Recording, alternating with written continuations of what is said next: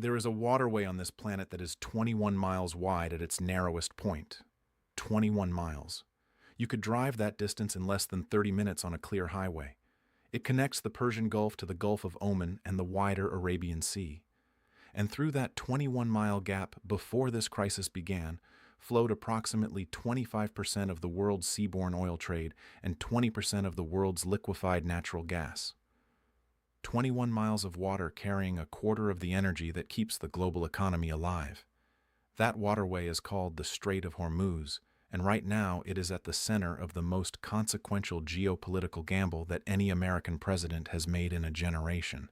Donald Trump has declared a naval blockade. The United States Navy is physically preventing ships from entering or leaving Iranian ports. Iran has simultaneously been attacking and restricting traffic through the strait itself. The result is what analysts are calling a dual blockade. Two opposing forces, both squeezing the same narrow passage from different directions, both betting that the other side breaks first. And caught between those two forces is the entire global economy. Every country that needs energy to function. Every nation that depends on fertilizer to feed its people.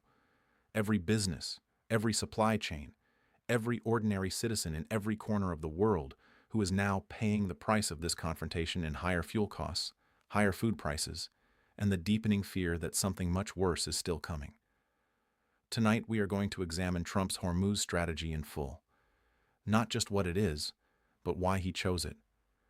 What it is trying to achieve, whether it can work, and, most importantly, what it means for the world if it doesn't. Because the questions being asked about this strategy are not just political questions. They are questions about the future of the global economy, about food security for billions of people, about the legal architecture of international waters, and about what happens when the world's most powerful military decides to use the most critical energy choke point on Earth as a pressure lever in a diplomatic standoff. These are not small questions, and tonight we are going to answer them. Let's start with the sequence of events. Because you need to understand how we got here before you can understand what is happening and why. On February 28th of this year, the United States and Israel launched a joint military campaign against Iran. The stated objectives included eliminating Iran's nuclear program, destroying its ballistic missile capabilities, and removing its supreme leader, Ali Khamenei, who was killed in the strikes. Iran retaliated immediately. It launched missile and drone attacks against Israel, against American military bases across the region, and against Gulf states that it considered complicit in the attack. And it did something else, something that the entire world had feared for decades but had never actually witnessed. It closed the Strait of Hormuz. The Iranian Revolutionary Guard Corps issued warnings forbidding all passage through the strait. IRGC vessels began boarding and attacking merchant ships. Sea mines were laid in the waterway. Shipping companies, facing the combination of Iranian attacks and insurance costs that had gone through the roof, suspended operations immediately. Within days, ship transits through the strait collapsed from approximately 130 per day to just 6, a 95% reduction. In a matter of weeks, the largest supply disruption in the history of the global oil market was underway. The International Energy Agency, an organization not given to hyperbole, called it the worst energy shock the world has ever seen. More severe than the oil crises of the 1970s and the Ukraine war combined. Daniel Yergin, vice chairman of S&P Global and one of the most respected energy analysts on Earth, said simply, "There has never been anything of this scale." Brent crude surged past $120 per barrel. Qatar Energy declared force majeure on all its LNG exports, meaning it legally suspended its delivery obligations because the strait was closed. Oil production from Kuwait, Iraq, Saudi Arabia, and the UAE collectively dropped by more than 10 million barrels per day. Gas prices in the United States hit $4 per gallon. European gas benchmarks nearly doubled. And in Gulf states that import over 70% of their food through the strait, grocery prices spiked between 40 and 120%. Food shortages began in some of the wealthiest countries in the Middle East. The Philippines declared a state of national energy emergency. Countries from Zimbabwe to Pakistan to Bangladesh to Vietnam faced acute fuel shortages. India's LPG supply was disrupted, leading to long queues and people switching to kerosene and wood for cooking. In Mumbai, restaurants closed because they had no gas. In Gujarat, the ceramics industry shut down. This is what the closure of the Strait of Hormuz looks like in practice. Not an abstract geopolitical concept. Real people without fuel, real factories without power, real farmers unable to get the fertilizer their crops need, real families paying dramatically more for every basic necessity of life. Now let's talk about Trump's response. Because the Hormuz strategy did not arrive fully formed on day one, it evolved through several stages that are worth understanding, because each stage reveals something about the calculation behind the current policy. In the first days of the conflict, Trump said the United States Navy would begin escorting tankers through the strait. He wanted to project strength and show that American naval power could keep the waterway open despite Iranian threats. That approach faced immediate practical problems. Iranian mines in the strait, Iranian shore-based missile batteries capable of targeting ships, the risk that escorting tankers could draw American naval vessels into direct fire. On March 9th, Trump claimed on Truth Social that Iran's military had been destroyed and the strait had reopened. Neither claim was accurate. The strait was not open. Iranian military capability had been degraded, but not eliminated. The gap between the presidential declaration and the physical reality on the water was enormous and visible to every intelligence agency, every shipping company, and every oil market in the world. On March 15th, Trump demanded that NATO and China help reopen the strait. Neither responded with the urgency or commitment Trump wanted. NATO allies, many of whom were furious that the United States had launched a war in the Middle East without informing or consulting them, were not prepared to join a naval operation in support of a conflict they had not agreed to. China's position was the one we discussed. Prioritize the waterway's openness, but handle it through diplomatic pressure rather than military involvement. In late March, Trump repeatedly threatened to destroy Iran's infrastructure if the strait was not reopened. The threats were real. The infrastructure of a country, its oil wells, its power grid, its water systems, represents leverage, but also represents civilian harm on a scale that creates enormous international pressure. On April 8th, a temporary ceasefire was agreed. It was supposed to include the reopening of the strait. Instead, Iran began controlling traffic through the waterway and charging tolls of over $1 million per ship. Not reopening, monetizing, turning the strait into a revenue source while maintaining control over who passes and who does not. Then the Islamabad talks failed. On April 12th, Vice President Vance announced that the negotiations had broken down. Iran and the United States each accused the other of inflexibility. The impasse was real and deep, and Trump, facing a war that was supposed to be quick and decisive, but was dragging into its third month, facing gas prices that were directly hurting American consumers, facing approval ratings that were reflecting the economic damage, Trump decided to escalate. On April 13th, the United States Navy began blockading Iranian ports. All traffic entering or leaving Iranian coastal areas was subject to American interdiction. The dual blockade was born. And oil prices, which had briefly stabilized on ceasefire hopes, immediately spiked 8% on the news of the American blockade, with Brent crude approaching $104 per barrel. Trump described his strategy simply. He called it all in, all out. The idea behind it is equally simple in concept. Strangle Iran's oil revenues completely, remove what remains of its income, accelerate the economic collapse of a regime that is already under enormous financial pressure, force it to the table with no options left. That is the theory. Now let's examine the reality. Because the questions being asked about this strategy, the questions in tonight's title, are serious questions with serious answers that complicate the theory significantly. Question 1. Can a naval blockade of Iranian ports actually achieve its objective without destroying the global economy in the process? The honest answer is, it is not clear. And the reason it is not clear is that the leverage runs in both directions. Iran's economy is being strangled, but so is everyone else's. The blockade does not just prevent Iranian oil from reaching markets. It has created a broader chilling effect on all shipping in the region, Insurance costs for tankers operating anywhere near the Persian Gulf have surged to levels that make many voyages economically unviable. Shipping companies that are not directly in the blockade zone are still rerouting away from the region to avoid risk. Every barrel of oil that does not move through the Gulf is a barrel that the global market does not have. The IEA projects that global oil supply plummeted by more than 10 million barrels per day in March.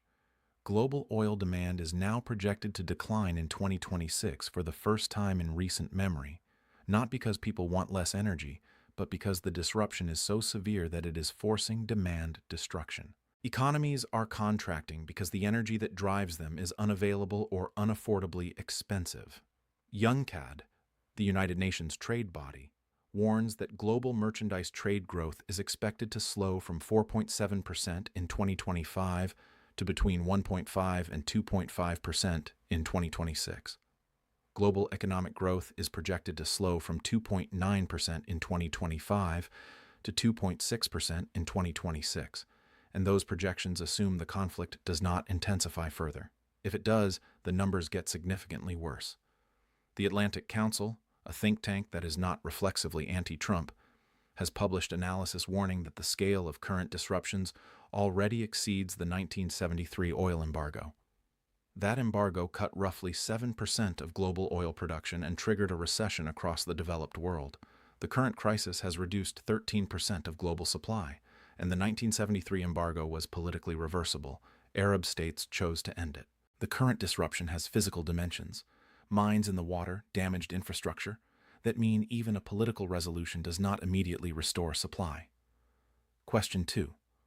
What does the blockade mean for the world's most vulnerable populations? This is the question that the geopolitical analysis most consistently underweights, and it is the one that carries the most profound moral and political consequences. Approximately 1/3 of the world's basic fertilizers pass through the Strait of Hormuz. Fertilizers made from natural gas. Fertilizers that farmers in Asia, Africa, and Latin America depend on to grow the food that feeds their populations. Those fertilizers are not moving, and the spring planting season is either underway or approaching in the Northern Hemisphere. The Food and Agriculture Organization has warned that a prolonged crisis could trigger a global food catastrophe, not just higher prices. A catastrophe. The FAO has specifically identified India, Bangladesh, Sri Lanka, Somalia, Sudan, Tanzania, Kenya, and Egypt as among the countries most at risk from the strait remaining closed. Urea prices have already risen 50% since the start of the war. Diammonium phosphate, another critical fertilizer, has also spiked. Corn yields in the United States, which depend on fertilizer inputs during spring planting, could be reduced, and corn is the primary feedstock for American beef, poultry, and dairy production.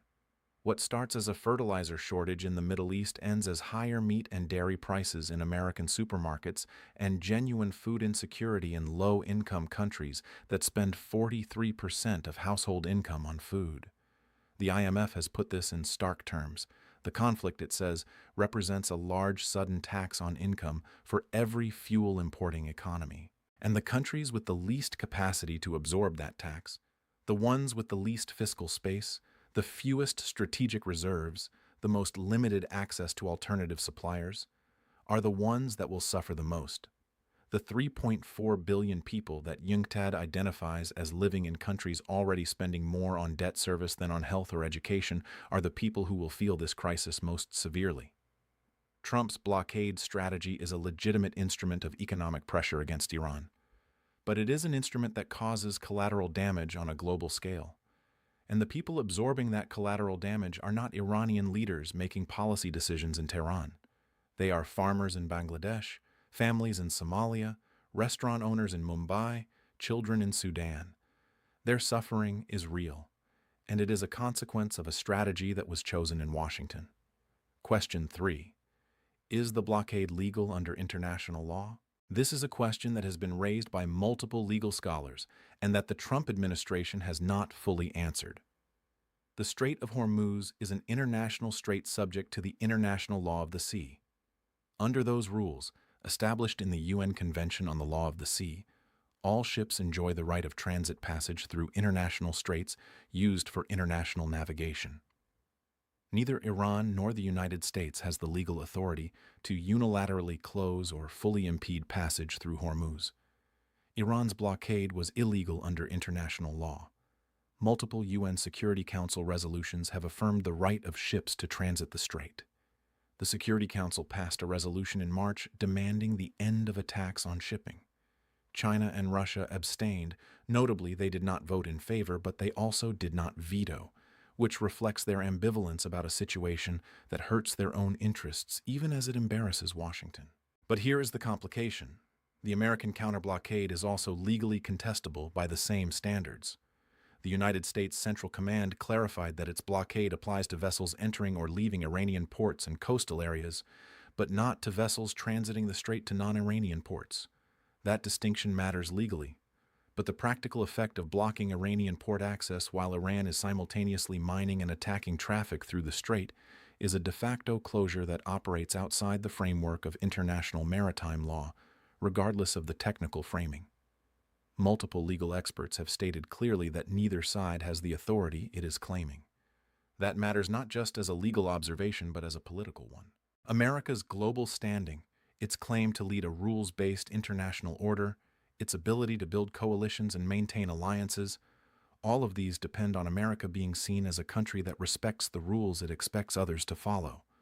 When America adopts a blockade strategy that legal experts say is as contestable as Iran's, that standing is eroded. NATO allies who were not consulted before the war began, who openly opposed the military campaign, who are now watching the blockade deepen an energy crisis that is hitting European consumers harder than any conflict since the Ukraine war.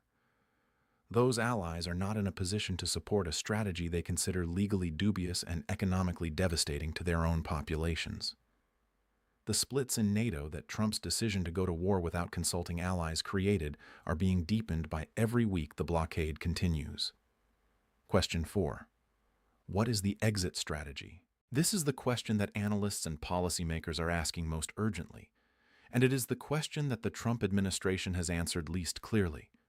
The goal of the blockade is to bring Iran to the negotiating table with no remaining leverage, to strip it of oil revenue, accelerate the economic collapse that was already underway, and force its fractured leadership to accept American terms.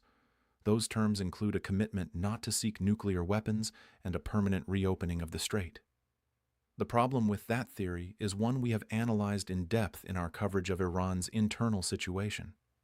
Iran's leadership is not unified.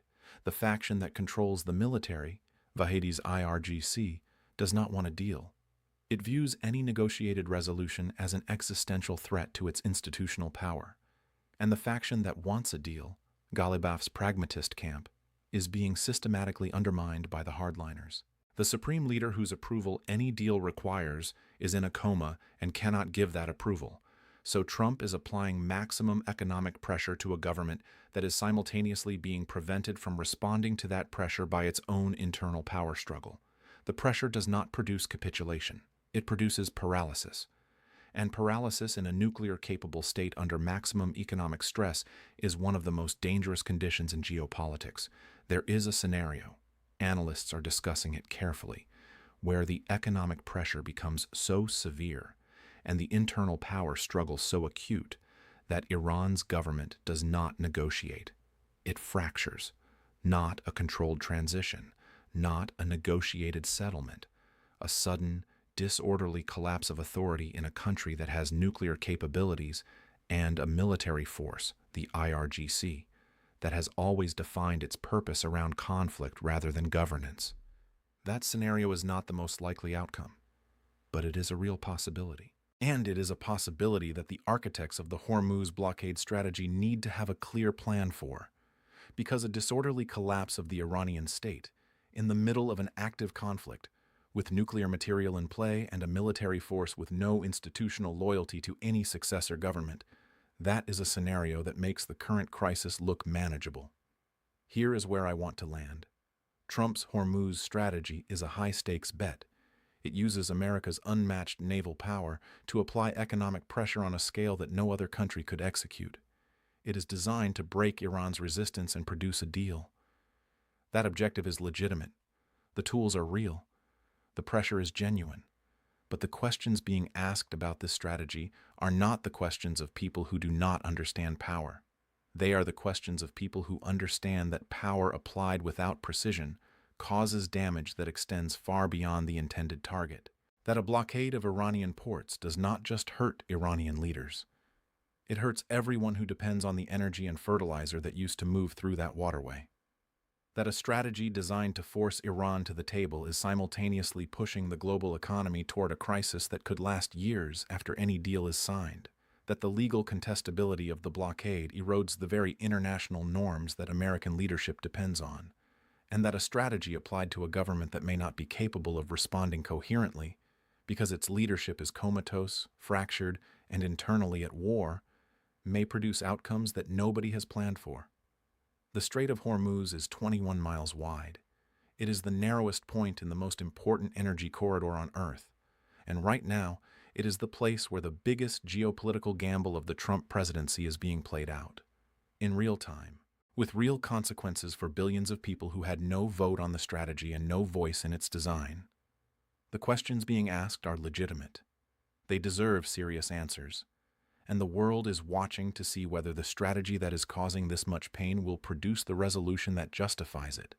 Because if it does not, if the blockade holds, the pressure builds, Iran's government fractures rather than negotiates, and the global economy is left to absorb the damage of a crisis that was longer and more destructive than anyone predicted, then the questions being asked today will become the verdict of history on a decision made in Washington that the world paid for.